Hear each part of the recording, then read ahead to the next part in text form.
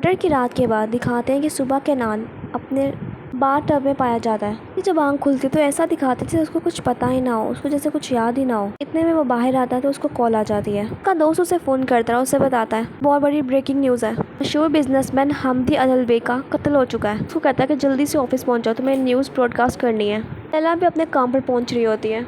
केनान जब ऑफिस पहुंचता है तो वो पूछता है कि हमदी अदलबे का कैसे कत्ल हो सकता है। वो तो इतना अच्छा आदमी था, उसका तो कोई दुश्मन भी नहीं हो सकता।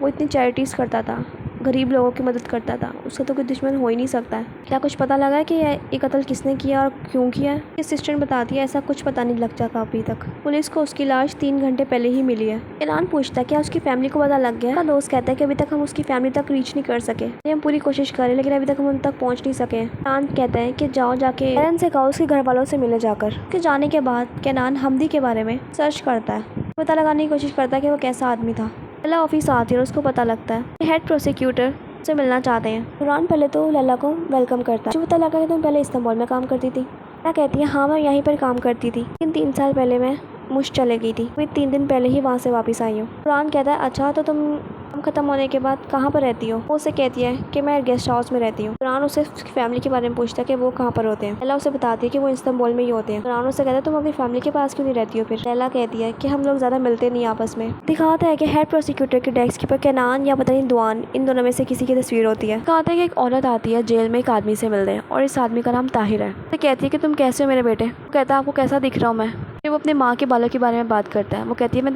बालों को काट लिया इसलिए क्योंकि तुम्हें पसंद थे।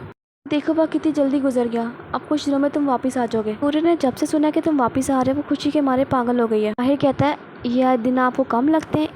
1036 डेज मैंने यहाँ पर गुजारे। रात कहती है कि ये दिन कितनी जल्दी से गुजर गए। आप लोग तो बहुत खुश होंगे ना मेरे आने की खबर सुन के। और बाबा वो तो खुशी के मारे पागल हो गए होंगे, उन्होंने तो मेरे आने के वेलकम के लिए पार्टी भी रख ली होगी, है ना? ऐसा ही है ना? या फिर ऐसा कि मेरे आने की खबर सुन के वो गुस्से से अंदर बाहर हो रहे हैं घर में। हाँ, उनकी प्रोसिक्यूटर बेटी जो कि बहुत जल्दी यहाँ पर आने वाली है, बल्कि आ चुकी होगी वो इस शहर के अंदर वापस। हाँ, लैला वापस आ गई है, आपको नहीं पता? वो उससे पूछते कि तुम्हें कैसे पता? वो कहता है कि मुझे नहीं पता होगा तो किसको होगा, और वैसे भी बाबा ने मुझे आकर बताया था। ये जज यलमास की बेटी वापस आ चुकी है। आते हैं उसकी माँ की शक्ल भी नागवारी गुजर जाती है। उसके बाद ताहिर का मूड भी बिल्कुल ऑफ हो जाता है और वो गुस्से से वहाँ से उठ जाता है। आते हैं उसकी माँ उसको रोकती है लेकिन वो रुकता नहीं। प्रोसिक्यूटर तुरान लैला को फाइल पकड़ाता है और उसे कहता है कि हमदी अदलबे के बारे में तुम्हें पता होगा, सुबह ही उनका मर्डर का केस आया है। मैं चाहता हूँ ये केस तुम देखो, मुझे भी तो पता लगे कि लोग तुम्हारे बारे में जो बातें करते हैं वो ठीक भी है या नहीं। लैला वो केस एक्सेप्ट कर वहाँ से चले जाती है। लैला मर्डर सीन पे पहुँचती है और हर तरफ का जायजा ले रही होती है। दिखाते हैं कि यहाँ पर बॉडी पड़ी होती है। लैला पूछते हैं कि ये बॉडी कब मिली थी। इंस्पेक्टर रफीक बताता है कि कुछ मछेरों को अब मछली पकड़ते हुए इसकी लाश मिली थी। लैला उस लाश को देख बताती है कि 5 से 6 घंटे हो चुके हैं इसकी मौत को। लैला उस लाश को सीधा करने को कहती है। इंस्पेक्टर रफीक बताता है कि किसी ने इसकी बॉडी में से कुछ ऑर्गन्स निकाल लिए, बहुत बेदर्दी से इसको मारा है। लैला इस लाश को फोरेंसिक में ले जाने को कहती है और खुद भी वहाँ पर पहुँचती है। डॉक्टर लैला से कहता है कि जैसा आपने कहा था मैंने बिल्कुल वैसा ही किया, किसी को भी इस लाश को हाथ लगाने की इजाज़त नहीं दी मैंने।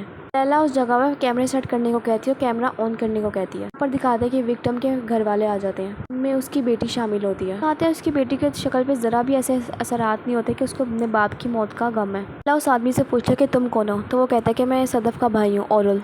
लैला उस लाश के चेहरे पे से कपड़ा हटाती है और उससे पूछती है सदफ ही क्या तुम्हारा बाप है? सदफ कोई जवाब नहीं देती बल्कि उसका भाई लाश को देखकर बाहर भाग जाता है। लैला उससे फिर पूछती है उसके ना जवाब देने के बाद कि क्या तुम्हारा बाप है ये? जी हाँ और ना में जवाब दो। सदफ कहती है। कहते हैं कि लैला उससे इन्वेस्टिगेट और करना चाहती है लेकिन सदफ उसकी कोई बात नहीं सुनती है। उससे कहती है कि मुझे इस बारे में कोई बात नहीं करनी और वो वहाँ से चले जाती है। लैला उसको आवाज़ देती ही रह जाती है लेकिन उसकी वो कोई बात नहीं सुनती। लैला फिर उसके भाई से पूछती है तो वो बताता है कि मेरे बाप का कोई ऐसा कोई दुश्मन नहीं था, वो तो इतने अच्छे इंसान थे, आखिर उनको क्यों मारना चाहेगा। लैला को इंस्पेक्टर रफीक की कॉल आती है कि उन्हें क्राइम सीन का आई विटनेस मिला है। लैला रफीक से कहती है उसको ऑफिस में लेकर आओ, मैं वहीं पर ही हूँ। टीवी पर केनान की न्यूज़ ब्रॉडकास्ट चल रहा होता है। लैला टीवी पर केनान की न्यूज़ देख रही होती है। केनान हमदी अतिकबे मशहूर बिजनेसमैन के कत्ल के बारे में बता रहा होता है। इतने में इंस्पेक्टर रफीक विटनेस को ले आता है। लैला उसे पूछती है कि क्या आप गोरुख जनान है? वो कहता है कि हाँ। लैला फिर उसको क्राइम सीन के बारे में पूछती है कि आप वहाँ पर क्या कर रहे थे और आपने किसको वहाँ पर देखा था। लैला पूछती है कि तुमने मर्डर की शक्ल देखी थी? वो उसे कहता है कि हाँ। लैला कहती है फिर तो तुम उसकी शक्ल देख के बता सकते हो कि वो कौन है। इतने में दिखाते हैं कि वो लोग जो आदमी होता है वो टीवी की तरफ इशारा करता है। वो जब टीवी की तरफ इशारा करता है तो लैला उससे पूछती है कि क्या मतलब इसका। वो आदमी कहता है कि यही वो आदमी था जिसको मैंने वहाँ पर देखा था। लैला रफीक के पास आते हैं उससे कहती है कि आखिर ये क्या माजरा है, हमें यकीन है कि ये आदमी सच बोल रहा है। रफीक उसे बताता है कि एक मसला है कि केनान ओस्तुर डिप्टी प्रोसिक्यूटर तौरान का बेटा है। लैला कहती है प्रोसिक्यूटर को तौरान से कहो, मुझे उनसे बात करनी है। रफीक बताता है कि वो अनकराकली निकल चुके हैं। कहती है उनके अलावा कोई प्रोसिक्यूटर नहीं है यहाँ पर। कहता है प्रोसिक्यूटर मेहमत है यहाँ पर, मैं उनसे तुम्हारी बात करवा देता हूँ। रफीक के जाने के बाद लैला उस आदमी से फिर पूछती है, अंकल क्या आपको यकीन है कि आपने इस आदमी को ही देखा था वहाँ पर? वो हाँ में अपना सर हिलाता है। ब्रॉडकास्ट खत्म करने के बाद केनान घर जाने को लगता है कि एकदम उसका कलीग आता है और उसे कहता है कि पुलिस आई है, आपसे मिलना चाहती है। केनान उसको ले जाने की वजह पूछता है। पुलिस ऑफिसर कहता है कि उसको कुछ नहीं पता, लेकिन आपको वहाँ पर जाके पता लगेगा। केनान कहता है फिर तो जाना ही पड़ेगा। केनान प्रोसिक्यूटर के ऑफिस पहुँचता है और दिखाते हैं कि रूम में आकर वो खड़ा हो जाता है तो पीछे से लैला आ जाती है। लैला की आवाज़ सुन के वो खुश हो जाता है। कहती है मैं हूँ प्रोसिक्यूटर लैला गिदीस और मुझे आपसे कुछ सवालात करने हैं। ओह तो फाइनली तुम्हारा नाम पता लग ही गया है मुझे। अच्छा केनान, तो कल आप कहाँ पर थे? केनान कहता है तुम मुझसे मजाक कर रही हो ना। फिर कहती है मिस्टर केनान आप कल कहाँ पर थे? केनान कहता है कि मैं कल डिनर कर रहा था, वो भी एक खूबसूरत लड़की के साथ।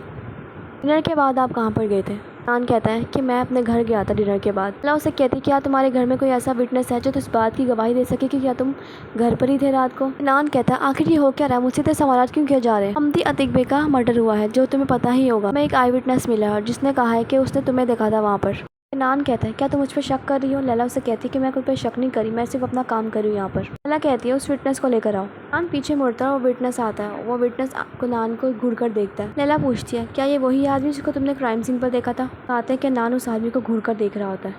दिखाते हैं फिर वो आदमी कहता है नहीं। कहती है क्या मतलब? मैं बहुत टाइम से केनान ओस्तुर को अपनी आंखों के सामने देखना चाहता था। कहती क्या मतलब? तो क्या तुमने सब कुछ इसलिए किया तुम केनान को देख सको?